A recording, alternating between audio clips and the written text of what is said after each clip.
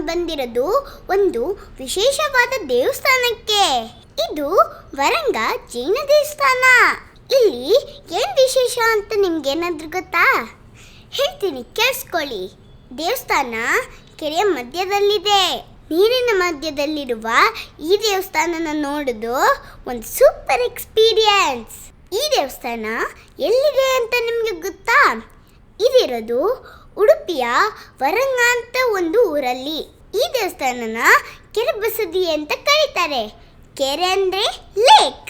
ಈ ದೇವಸ್ಥಾನಕ್ಕೆ ಹೋಗಬೇಕಾದ್ರೆ ನಾವು ಬೋಟಲ್ಲಿ ಹೋಗಬೇಕು. ಯಾಕೆ ಗೊತ್ತಾ? ಕೆರೆಯ ಮಧ್ಯದಲ್ಲಿರೋದಲ್ಲ, ಅದಕ್ಕೆ ನಾವು ಬೋಟಲ್ಲಿ ಹೋಗಬೇಕು. ಆದರೆ ಬೋಟಲ್ಲಿ ಹೋಗೋಕ್ಕೆ ಒಬ್ಬೊಬ್ಬರಿಗೆ 20 ರೂಪೀಸ್ ಫೀಸ್. ಆದರೆ ನೆನ್ಪಿಟ್ಕೊಳ್ಳಿ, ಕ್ಯಾಶ್ ತಗೊಳ್ಬೇಕು, ಗೂಗಲ್ ಪೇ ಎಲ್ಲ ಆಗಲ್ಲ. ಬೋಟಲ್ಲಿ ಹೋಗಬೇಕಾದ್ರೆ ಸುತ್ತಲೂ ನೀರಿರುತ್ತಲ್ಲ, ನನ್ನಂಥ ಮಕ್ಕಳಿಗೆ ತುಂಬ ಖುಷಿ ಆಗುತ್ತೆ. ಹಾಗೆ ಹೋಗಾಗ ನಮಗೊಂದು ಹಾಡು ನೆನಪಾಯ್ತು.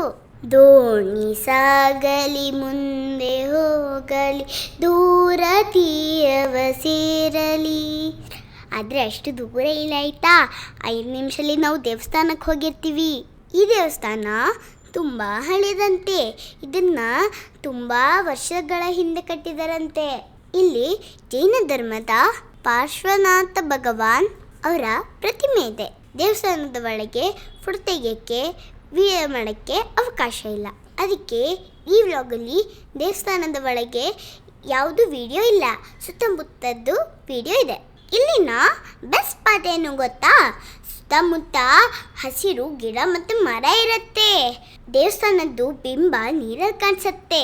ಈ ದೇವಸ್ಥಾನ ನಮಗೊಂದು ಪಾಠ ಹೇಳ್ಕೊಡುತ್ತೆ, ಶಾಂತವಾಗಿರೋದು ಮತ್ತು ಹಾನಿ ಮಾಡ್ದಂಗಿರೋದು. ಇಲ್ಲಿಗೆ ಬಂದಾಗ ನಾವು ಪ್ರಕೃತಿನ ಗೌರವಿಸಬೇಕು ಹಾಗೂ ಕ್ಲೀನಾಗಿ ಇಟ್ಕೊಳ್ಬೇಕು. ನಿಮ್ಗೆ ದೇವಸ್ಥಾನ ಹೇಗನ್ನಿಸ್ತು? ನಿಮ್ಗಿಷ್ಟ ಆದರೆ ನೀವು ನಿಮ್ಮ ಫ್ಯಾಮಿಲಿ, ಫ್ರೆಂಡ್ಸ್ ಜೊತೆಗೆ ಎಲ್ಲರೊಟ್ಟಿಗೂ ಬರ್ಬೋದು. ಹೇಗೆ ಹೇಳಿ, ಈಗ ಸಮ್ಮರ್ ಹಾಲಿಡೇಸ್ ಬರ್ತಾ ಇದೆ, ಎಲ್ಲ ಜೊತೆಗೆ ಹೋಗ್ಬೋದು. ನೀವು ಎಂಜಾಯ್ ಮಾಡ್ಬೋದು ಅಲ್ಲಿ.